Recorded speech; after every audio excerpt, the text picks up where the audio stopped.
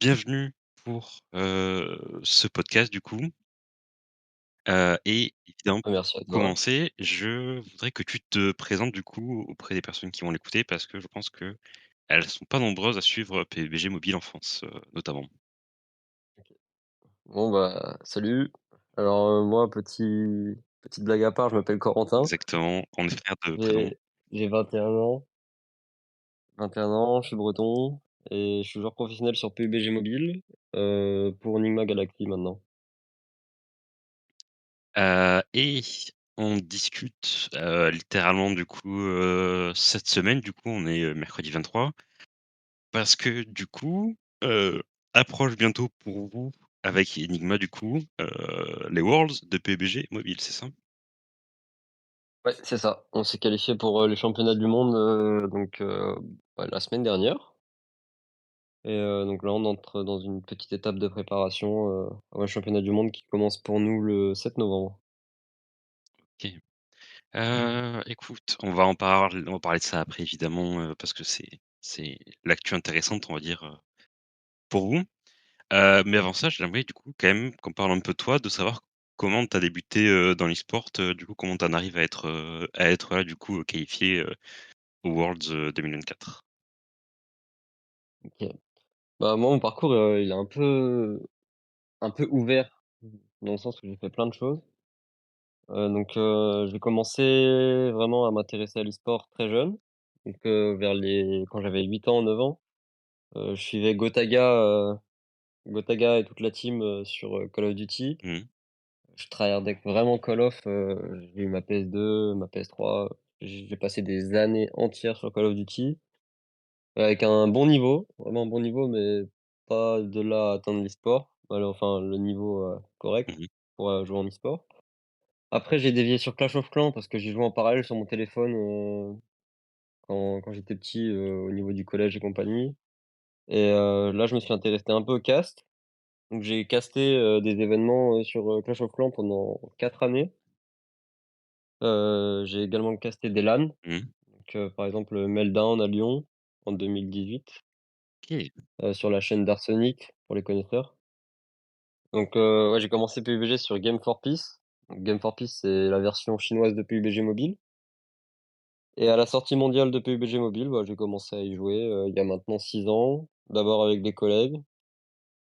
J'ai organisé les premières res scrims françaises sur la saison 1, c'était au tout début Mmh. et bah, au fil du temps, j'ai progressé et j'avais vraiment dans cette optique, de devenir l'un des meilleurs et professionnel j'ai très vite tout sacrifié pour faire ce que je fais maintenant. Ouais, parce que du coup, heu, tout ce qui est jeux mobiles, mais PUBG, notamment ici dans la discussion, c'est pas quelque chose de répandu, j'allais dire en France, mais même en Europe, tout simplement finalement. Mmh. Ça ressemble à quoi, la scène, PUBG mobile, en Europe du coup? Si on parle de l'Europe même, c'est assez connu et répandu, surtout au niveau compétitif. Si on parle de la scène Western Europe, donc tout ce qui contient France, UK, Allemagne, Espagne, là, c'est assez pauvre. Mmh. Communauté qui était très riche, il y a 6 ans d'ailleurs, il y a 4 ans mais depuis on est passé sur un format plus, européanisé, donc où les équipes Ouest Europe ont été mises à part, il y a beaucoup moins d'équipes, professionnelles Mmh. la scène compétitive en tout cas meurt énormément. Par contre, quant à la scène, casu, elle est quand même bien présente, je trouve. Mais bon, c'est quand même l'une des régions les plus faibles, avec, l'Amérique du Nord, comparé à l'Asie, par exemple. Mmh. Ah oui, parce que ça du coup, c'est pas l'Europe exactement, non, c'est l'EMEA du coup, Ouais, comme ce qu'on a sur Valorant d'ailleurs, c'est, tout ce qui est, Europe, Afrique du Nord et la Turquie donc, vraiment de l'Asie proche de l'Europe quoi, l'Asie de c'est ça. l'Ouest. En gros, c'est ça l'idée j'imagine, ouais. La Turquie, des Russes, des Kazakhs, des personnes qui viennent du Qatar et tout. OK, ouais, c'est ça. Du coup, tout le Moyen-Orient aussi. Hem, et du coup même, c'est quoi, du coup, comment dire ça? C'est quoi qui te fait pas te lancer dans PUBG Mobile du coup, mais qui fait tes premiers résultats, on va dire? Comment tu te démarques et comment tu te lances bien dans l'e-sport, PUBG Mobile, on va dire, Hem, niveau résultats, niveau alors moi j'ai commencé, vraiment à me lancer dans la compétition sur, PUBG Mobile en 2021, où j'ai commencé, dans des petites équipes, donc je jouais avec, des gens qui habitent en Côte d'Ivoire. Quand j'ai joué, des clubs open, bah, des open, en Afrique. mmh, On a fini 6e. Après j'ai joué les ESL, les premiers ers non c'est pas les premiers, les 2e ESL, sur PUBG Mobile en Europe, et on a fini 5e avec une équipe française cette fois-ci. Après j'ai enchaîné pas mal de mauvais résultats, donc pendant à peu près 1 an et demi, donc je changeais d'équipe, je passais de split en split, des équipes montaient juste pour un événement. On atteignait les finales, mais on faisait jamais de bons résultats là-bas, et on prenait des 500-600 €. On se contentait de ça, mais bon, j'étais pas satisfait. Ensuite, à partir de là, donc j'ai joué ma première Pro League en 2022. J'ai fini dernier, mais bon, mmh, au moins j'ai joué ma Pro League et j'ai pris l'expérience que j'avais à prendre. ouais. Et le split, juste après, j'ai reçu une proposition d'une équipe nord-américaine et on a fini 4e et on s'est qualifié pour, les Américas, contre les Brésiliens et toute l'Amérique latine. Là, Mmh, c'était un peu le moment où j'ai commencé vraiment à me faire ma petite réputation et mon niveau de jeu. Qu'à l'époque aussi, j'avais un téléphone qui était assez mauvais, donc le jeu, il tournait mal, et donc grâce mmh. à ces cash prize là, j'ai pu m'acheter, le téléphone dont j'avais besoin pour jouer, et suite à ça, j'ai reçu des offres dans des équipes françaises, donc bah, des équipes françaises mid-tier, hein, vraiment, fallait bosser, fallait se faire ses marques, ses preuves, parce qu'à cette époque-là, là, vraiment, la région Europe, c'était l'une des régions les plus fortes, donc en Pro League, et Tu en quelle année tu veux dire, 2021, quelque chose comme ça? 2022-2023, OK. et bon, les résultats étaient pas satisfaisants, mais individuellement, j'ai quand même fait des résultats corrects, et donc je me suis fait repérer par, SBG, donc c'est pas la SBG M8, mais bon, Donc c'était avant, c'était avant ça, avant ouais, avant M8. M8, et bah, anciennement Gamelord, et on a Mmh, fait des Pro League, des Regional Clash. En gros, c'était des tournois, Europe contre Afrique, Europe contre, CSA. CSA, c'était Central South Asia. Et mmh. on a fait des résultats sympathiques, et bah, de fil en aiguille, bah, SBG, c'est l'équipe, où on était connu également sous 3D Max. On s'est qualifié pour les EMEA et compagnie. Heu et du coup, c'est à ce moment-là qu'on s'est connus d'ailleurs parce que du coup, vous cherchiez un club, heu, avant, enfin, notamment en vue de l'eSport World Cup du coup, que vous avez raté de peu du coup, mais c'était en vue de l'eSport World Cup notamment parce qu'il y avait eu enfin, il y a eu beaucoup d'intérêt des clubs, d'avoir, une équipe pour participer à la compétition quoi, surtout ça. Ouais, c'est ça. C'est vrai qu'on en a pas trop parlé, mais du coup, je pense qu'il y a quand même plein de gens qui ont joué à PUBG, notamment sur PC. Peut-être que c'est ton cas d'ailleurs, je sais pas si tu as Heu, joué au jeu de base entre sur guillemets? PC, jamais. Non, Jamais? C'est fou. ouais. Peut-être sur console du coup, toi qui as Non, non, joué sur non plus, console, même pas? sur PC, je suis un grand fanat de CS. Sinon, je fais pas grand-chose. Mmh. Mais du coup, est-ce que tu serais listé un peu les différences, s'il y en a, entre Oui, PUBG, la version PC et la version, mobile ouais, les peut-être? différences, bah, sur PC, par exemple, c'est très, axé DMR. DMR, c'est tout ce qui est, armes longue distance, en tap-tap. Alors que sur mobile, par exemple, on a une méta très basique où tu peux spray. Donc, par exemple, sur PC, c'est impossible de lâcher 40 balles, qui vont tout droit sur un mec. Là où sur mobile, c'est possible, si tu joues vraiment bien. Et on a une méta très fusil à pompe aussi sur mobile, qu'on n'a pas sur PC. OK. Et la majorité des personnes jouent sur des téléphones ou sur les tablettes? Enfin, est-ce qu'il y a peut-être différentes façons Il y a de fonctionner, on va dire? Ouais, il y a plusieurs façons donc, si on parle niveau casu, donc, niveau Mmh. casu, il y a iPad, téléphone, gâchette, la totale. Mais par contre, si on passe sur le niveau compétitif, là, c'est téléphone uniquement, et si tu joues sur iPad ou avec des gâchettes ou avec n'importe quel accessoire, tu te fais, détecter et bannir directement. OK, c'est parce que du coup, c'est vous avez j'imagine une liste sûrement de téléphones ou d'appareils, sur lesquels vous pouvez jouer en Ouais, c'est compétitif? ça. Il y a certains Genre un roulebook ou d'ailleurs, il y a certains, téléphones pro, Android, qui sont pas autorisés parce que, tu sais, ils ont les gâchettes intégrées et tout. ah oui, oui, oui, parce que du coup, il y a eu une mode, je sais pas, c'est plus trop la mode maintenant, mais je crois que pendant un moment, ils sortaient beaucoup de téléphones, on va dire, compétitifs, je sais pas comment dire ça, Ouais, tu vois? Mais beaucoup sorti ce genre d'appareil. Mais du coup, est-ce que vous avez quand même parce que je crois qu'il y a des téléphones qui font 120 FPS, ou des choses ouais. comme ça? Est-ce que c'est peut-être, quelque chose d'obligatoire? Enfin, comment tu le Bon, vois? le en compétitif, en tout cas, le grand minimum, c'est le 90 FPS, Mmh. depuis 2023 à peu près parce que, bah, c'est là où c'est sorti et ça a vraiment révolutionné le jeu et là, maintenant, récemment, très récemment, en 2024, on a eu l'ajout du 120 FPS, mais depuis que j'ai touché aux 120 FPS, je me vois pas repartir en 90, quoi. Oui, bah, ça, c'est oui. C'est pareil sur PC quand tu changes de 60 à 144 souvent, tu sens que tu dis: «Ah, comment j'ai fait pour jouer avant comme Mais ça?» OK. Bah, écoute, très intéressant là-dessus. Est-ce que tu peux parler du format compétitif du coup de PUBG Mobile? heu, Comment ça s'articule? Comment ça se forme? Et comment ça se finit surtout du coup, avec les Worlds, que ouais, vous allez avoir? carrément.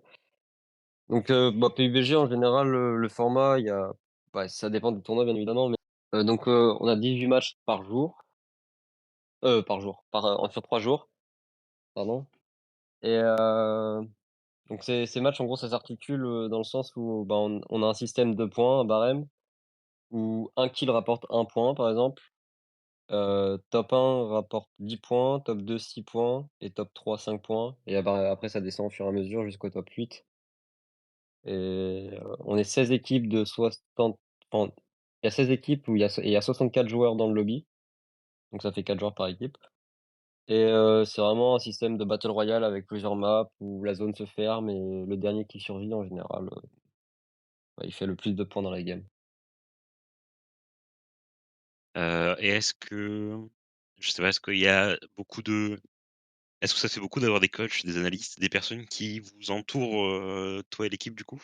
Ça se fait de plus en plus, au tout début ça se faisait pas du tout, mais bon la scène se professionnalise énormément là de ces dernières années et donc bah, on va dire que c'est devenu un peu normal d'avoir un coach dans des équipes professionnelles par exemple, mais je sais qu'avant c'était pas le cas et au niveau de la santé mentale, c'est quand même vachement important d'être accompagné donc je suis vachement content de travailler dans ce sens-là. Parce que du coup donc vous allez aller, au comment ça s'appelle? Alors je disais championnat du monde, mais je crois que c'est pas exactement ça, parce qu'il y a plusieurs fonctionnements Le du coup. PMGC. C'est les Global Championships parce qu'il y a il y a aussi une coupe du monde en fait qui existe, de ce que j'ai vu du On s'est coup. Il y a plusieurs ch qualifié on s'est qualifié à la WEC, donc mmh. également avec l'équipe de France cette fois-ci, ça s'appelle comment? Je vais te dire le nom exact, une petite seconde. Ça s'appelle, OK, l'IESF World eSport Championship. Ah oui, Heu l'ISF, oui, c'est, un heu truc, qui est pas dans le circuit officiel, j'imagine en s plus? C'est un truc non, en ça l'est pas, mais bah, c'est les dates, sont en même temps que le PMGC. On a dû choisir. Bien évidemment, on a choisi le PMGC. mmh, Du coup, voilà, ça fait un peu chier de rater un tournoi, mais bon, c'est pour en jouer un autre. heu, c'est parce que du coup, PMGC, c'est donc les Global Championships qui sont, du coup, les toutes les équipes qui ont gagné leur ligue à travers le monde, donc qui ont gagné leur ligue ou qui ont fini dans les premières places, qui se rencontrent du coup cette année, du coup, c'est alors parce qu'il y a marqué 2 trucs, Mais Londres et Kuala Lumpur, ouais, du c'est coup, ça. ça se passe comment? En gros, on a les group stage, en Malaisie. Donc, il y a 3 Mmh, groupes de 16 équipes, qui se battent pour les 3 premières places et les en gros, les 9 premiers vont direct en finale et mmh, après il y a un espèce de survival stage où il y aura 6 équipes qui se battront pour la finale également et et après la donc finale sera à rendez-vous à Londres. Kuala Lumpur. C'est ça, Kuala Lumpur du coup du 31 au 24 31 octobre, 24 novembre, donc c'est très long quand même, hein, parce que du coup, vu qu'il y a 6 matchs par jour et qu'il y a plusieurs phases, c'est quand même très long du coup, même pour vous, je pense que ça doit être quelque chose de Bah, le pas de peut-être frustrant, je sais pas comment ça se vit du coup? Parce que c'est quand même mmh, on parle pour les group stages de, pas une semaine de compétition, mais pas loin du coup pour vous quand même, 3 ou 4 jours du coup, pour faire, «une seule phase» entre mmh, guillemets. Comment ça se comment ça se vit, à l'intérieur, sachant que tu es impacté par les ce que tu as fait le jour d'avant et le jour d'avant? Tu dois repartir chaque jour en sachant ce que tu as fait avant. Est-ce que tu dois changer? Comment ça se passe en fait? bah, le plus dur, c'est mentalement, j'ai envie de dire. Heu, Parce que, bah, si imaginons tu commences mal ta ton groupe, faut revenir et pour revenir, c'est compliqué, mais c'est pas impossible. Mmh. En général, sur des tournois, de 3 semaines, un mois, par exemple, il y a une phase de ligue et une phase de finale et la phase de ligue, en général, c'est pas très compliqué de s'en sortir. Bon, bah, là, c'est différent sur les PMGC, bien évidemment, mais c'est Parce que c'est le World, c'est c'est plus dur. mais vraiment la ligue, nous, on la voit comme une phase d'adaptation. En fait, on Mmh. travaille sur la ligue. On travaille bien évidemment en amont, mais on travaille également pendant. On s'adapte aux équipes, on met en place des stratégies et cetera et on garde nos stratégies vraiment pour la finale et la finale, c'est là qu'on met en place notre jeu, par exemple. Parce que oui, du coup, enfin, je que peut-être que ce qu'on n'a pas expliqué aux personnes du coup, c'est que c'est sur plusieurs jours, mais du coup, c'est le score cumulé de tous les jours qui fait que enfin de toutes les maps, sur tous les jours du Mmh, coup, qui fait du coup un classement, général à la fin du groupe et qui du coup fait que vous passez dans tel stage, vous accédez directement à la finale ou et cetera quoi, en c'est fait. ça.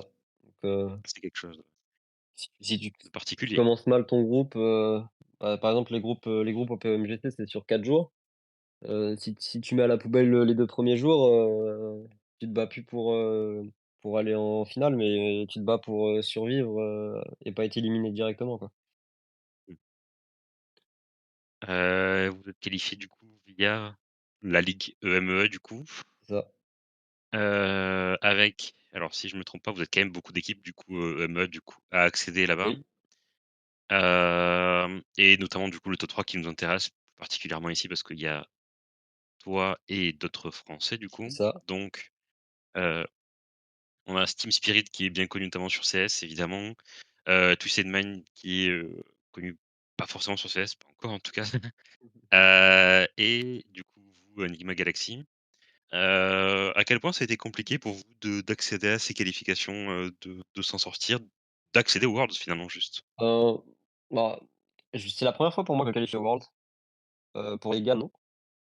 Donc, bah, moi, ça fait un petit truc en plus quand même, mine de rien et j'ai déjà eu l'opportunité plusieurs fois de pouvoir me qualifier au Worlds, j'ai toujours raté et sur ce tournoi, j'ai compris en fait, la raison et Mmh. la différence, c'est que j'ai toujours eu pour une 7e place ou 5e place, vraiment pour me qualifier. J'ai toujours eu qualifié et dans ce on était vraiment dans un mindset où on jouait le trophée. On était prêt, on se sentait prêt et on pouvait, on pouvait prendre le trophée, ça c'est juste jouer à des détails et pour moi, la différence, c'est vraiment qu'on a joué pour la première place et qu'on n'a pas joué pour la qualification. Et tu penses que ça a joué en mode pas que vous étiez plus débridé, mais justement que vous jouiez votre jeu et pas juste un jeu pour, jouer les C'est places, jouer ça, un top, et jouer la on sécurité? regardait pas les résultats, on pensait pas on pensait pas à ce qu'il y avait après, en fait. On y allait, match par match. Vraiment dans la tête, on avait des objectifs long terme que toute équipe a et on avait aussi des objectifs court terme et vraiment très court terme et le très court terme, en fait, c'est vraiment on avance match par match, game par game et et le reset mental aussi, il faut l'avoir, faut rester clear d'esprit, clair d'esprit Mmh. et ouais, vraiment le fait d'avoir joué pour le trophée, ça a débridé, je pense. Hem, Parce que du coup, on parle de cette qualification du coup. Avant de parler de ton équipe, est-ce qu'il y a des justement d'autres, formations qui sont entre guillemets «favorites» ou qui vous font peur du coup pour, la compétition qui arrive? Si les gens veulent suivre ce qui se passe, même de loin, Alors pour la comp les clubs à surveiller, si c'est vous? je pense qu'on a nos chances, nos cartes à jouer. Mmh. Hem, Après si on regarde sur le côté EMEA, donc on a, bah, Spirit, qui sont anciennement Na'Vi et Gaming Gladiator. Donc des c'est une grosse line-up. Twisted Mind, c'est avec, Rob, qui est aussi mon ancien collègue, donc on et une nouvelle équipe comme nous d'ailleurs, hein, qui se sont formés il y a 3 mois. Et sinon, si tu regardes vraiment sur le côté, global, il y a pour moi, il y a Alpha Seven qui sont des Brésiliens, qui sont très forts. Heu, Toutes les équipes, ex-champions du monde, donc Mongol par exemple, donc IHC et je miserais bien sur un Tiamba, qui est une équipe chinoise aussi. OK, oui, du coup, le groupe, est choisi et ouais, du coup, il y a pas justement de ces clubs qui te fait peur? IHC, du coup? IHC et Tiamba, on a Mais il y a pas ça mais du coup, ça vous laisse quand même la place, du coup, de faire, ce que vous voulez et d'accéder surtout à la suite? bah, oui, clairement, hein. Même si De toute façon, ça va dépendre que de nous, hein. OK.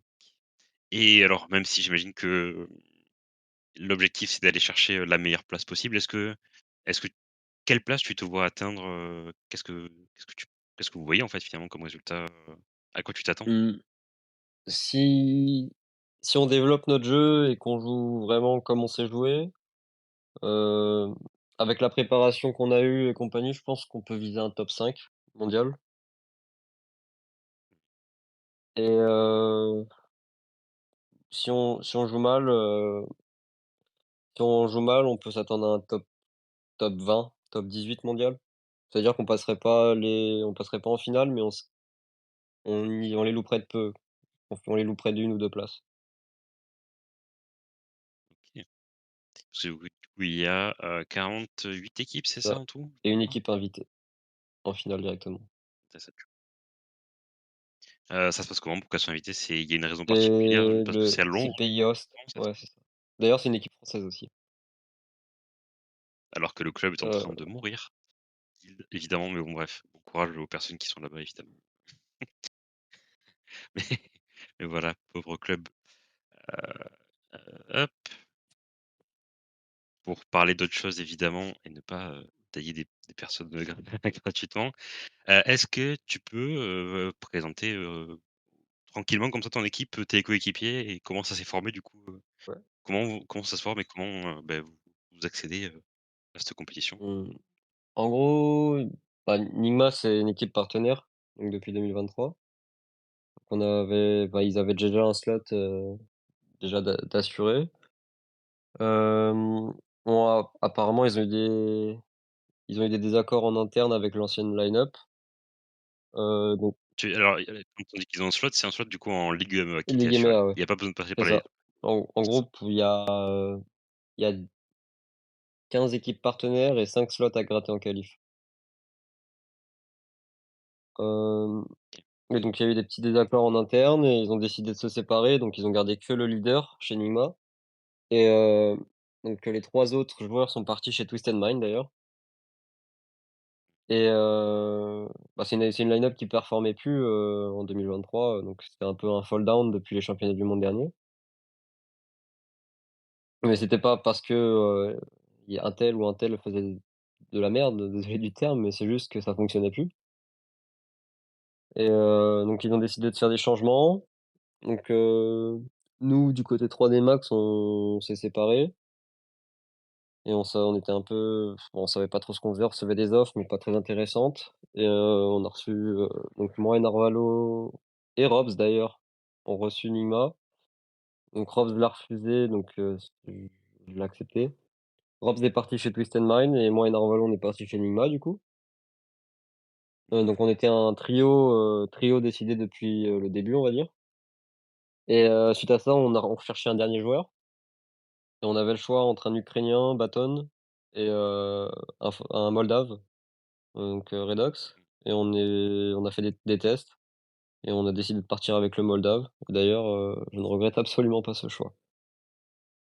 Pourquoi il y a eu un problème avec l'Ukrainien Non, non, peut-être, non, c'est juste que des problèmes de visa? Mais c'est juste que, bah, le Moldave, on avait un peu des doutes sur ce qu'il allait nous proposer suite au trial et au final, il s'est avéré être le meilleur joueur de l'équipe sur la saison, donc Parce que du coup, vous êtes 2 Français, Raouf du coup qui est le leader j'imagine, Ah, qui est du coup, oui, algérien, c'est ça? Vous parlez j'imagine majoritairement en anglais du oui, coup, c'est ça. peut-être que Raouf je sais pas si Raouf parle un peu français du coup, Ah. avec ses Raouf, la seule chose qu'il nous dit en game pour rigoler, c'est: «Attaque les gars, attaque!» OK d'accord. Je vois très je je vois lequel. OK très bien, du coup il y a pas de problème de compréhension, Non, enfin j'imagine qu'il y a l'habitude à force, depuis longtemps vous même si vous avez été français, juste avant, Enigma, du coup, en étant, 4 Français chez 3D Max. J'imagine qu'il y a l'habitude quand même de parler en anglais, d'avoir des équipes, la internationales entre guillemets «européennes», du la moins. transition pour Narvalo, elle était compliquée, parce qu'il avait jamais eu d'équipe anglophone. Heu, je sais que côté Robs de chez Twisted Mind, ça a été aussi compliqué. D'ailleurs, bah, c'est mieux maintenant, mais quand il est arrivé chez Twisted Mind, il avait de grandes lacunes en anglais.